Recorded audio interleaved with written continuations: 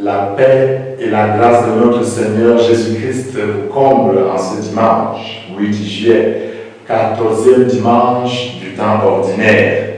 Nous continuons notre marche spirituelle et après avoir médité dimanche passé sur la foi de la femme qui était malade et la puissance de Jésus agissant dans les sacrements, l'Église nous propose aujourd'hui de redécouvrir notre mystère de notre être chrétien.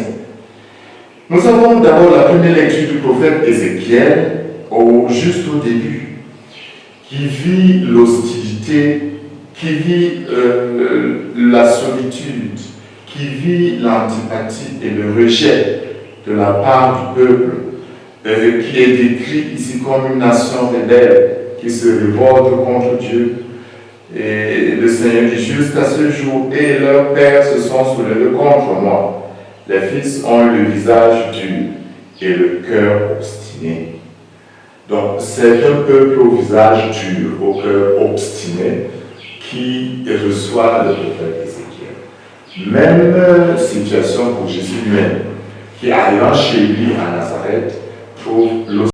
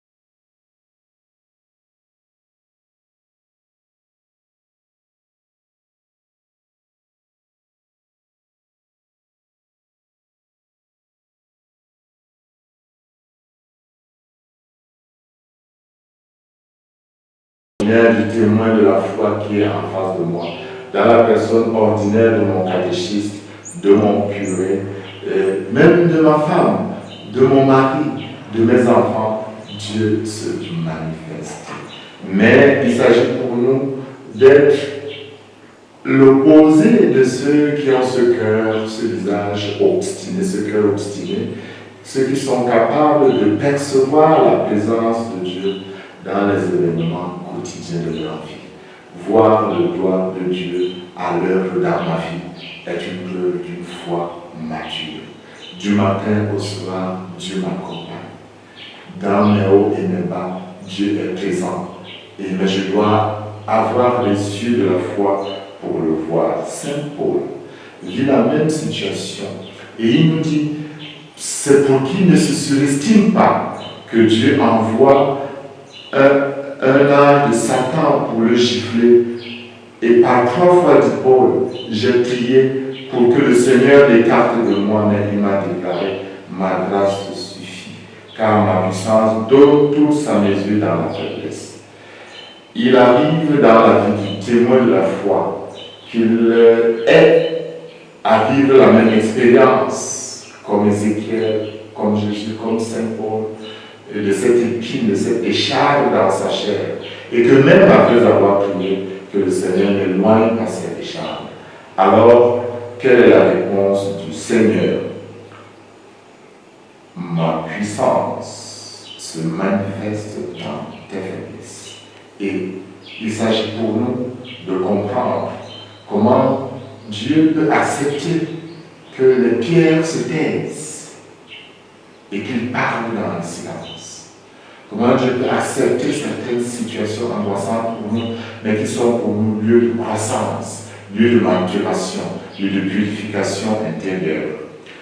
Pour ce pour dire, c'est pourquoi j'accepte de grand cœur pour le Christ les faiblesses, les insultes, les contraintes, les persécutions, les situations angoissantes. Car lorsque je suis faible, c'est alors que je suis fort. Bien évidemment, Saint Paul, quand il écrit la deuxième aux Corinthiens, c'est les épîtres non de jeunesse, mais déjà vers la maturité, vers la fin de sa vie, où il a une certaine maturité intérieure. Nous sommes dans une croissance qui ne nous donne pas au premier clic de comprendre comment Dieu se manifeste, n'est-ce pas, dans nos tourments, mais Dieu est présent. Dieu est présent dans nos tourments. Et il nous porte même, il nous porte quand tout est noir. Rappelons-nous que quand nous nous confions à Dieu, quand nous nous donnons entièrement à lui, il manifeste sa puissance. Le psalmiste le dit. Vers toi j'ai levé les yeux, vers toi qui es au ciel, comme les yeux de l'esclave vers la main du Seigneur. Nos yeux levés vers le Seigneur, notre Dieu, attendent sa pitié. Donc, le Seigneur ne peut pas fermer son cœur car nous crions vers lui à la fois. Que le Seigneur, le Père plein de tendresse, le Dieu de qui toute famille tire son nom au ciel et sur la terre, daigne en ce saint dimanche vous bénir et vous combler de sa grâce au nom du Père et du Fils et du Saint-Esprit. Amen.